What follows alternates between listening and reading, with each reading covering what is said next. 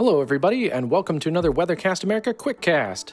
In this forecast video, we're going to break down the weather forecast for July 4th, 2025, since as of this recording, we're about 48 hours from the fireworks show starting.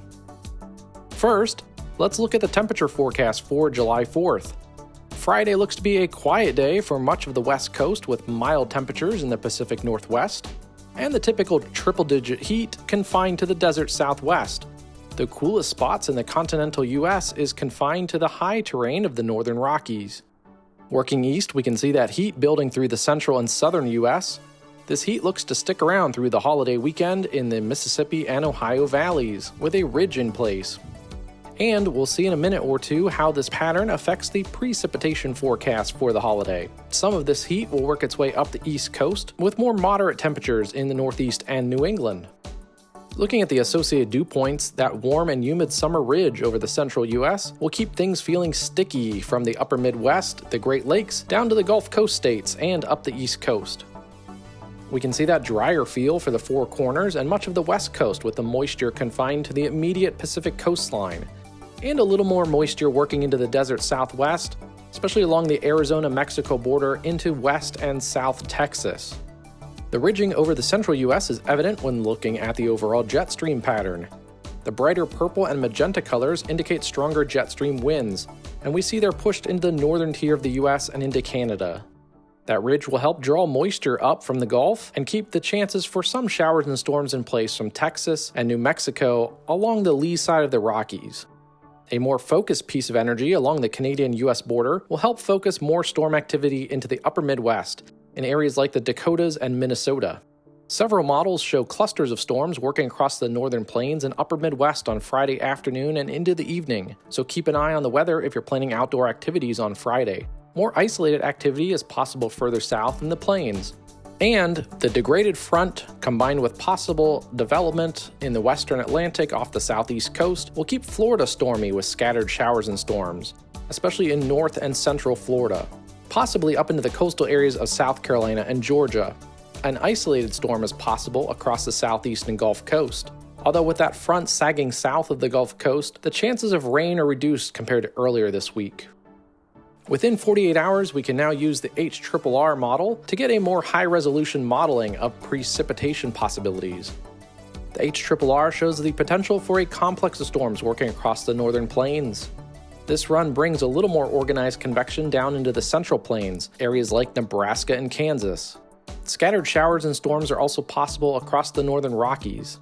This run also shows that increase of moisture across northern Mexico, and that may push up into West Texas and the border regions of the desert Southwest. It also highlights that more concentrated area of storms in Florida. Looking at HRRR lightning density, this product is extra important on the 4th of July with a lot of outdoor plans.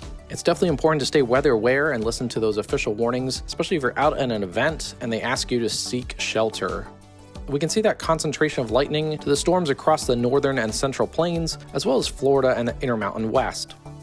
As of this recording, the Storm Prediction Center outlines a marginal risk for severe storms in the upper Midwest and northern plains. This could and often does change as we get closer and the models refine the forecast with new data. As of this recording, the SPC notes a mainly westerly flow across that region, coupled with a front diving in from Canada across the Dakotas. The upper air dynamics support a marginal risk, with a primary severe hazard of damaging winds. We'll keep an eye on this and update you with our daily morning briefing posts here on YouTube and also now on Facebook at WeatherCastUSA. The precipitation forecast also echoes the trends that we've highlighted already. This model puts a little bit more rain into Texas and the Southwest, but otherwise has a lot of agreement with the HRRR and the model runs we've already looked at. Florida may get a solid inch or two of rain, with a potential for a half inch to an inch, maybe a little more in some parts of the Dakotas into Minnesota. We can also see dry conditions across the Great Lakes, Mid-South, Central US, West Coast, and into the Mid-Atlantic and most of the Northeast.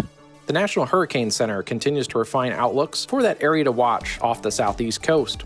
As of this recording, the National Hurricane Center trimmed the development area from the Gulf, as models continue to downtrend on development there, but show the potential for some tropical or subtropical development off the southeast coast in the western Atlantic. Despite some movement over the past couple days on location, the models do continue to show lower end development.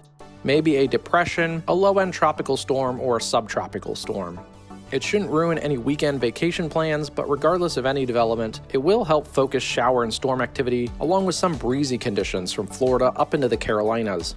This model run hints at some development of a low-level closed circulation off the coast, off of Charleston or Savannah, into the day on Sunday, July 5th. So right now, it appears this 4th of July will be relatively calm for severe weather, and mostly dry conditions with the exceptions of the northern plains, the northern Rockies, and Florida.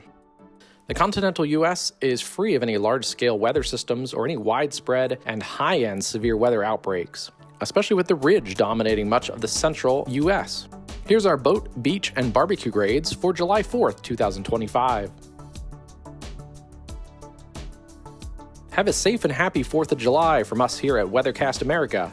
Don't forget to like and subscribe and click that bell icon to get notifications when we go live for severe weather coverage, tropical weather coverage, post new forecast videos, and also follow us on Facebook at WXCastUSA for more daily weather briefs, as well as another way to share our video content.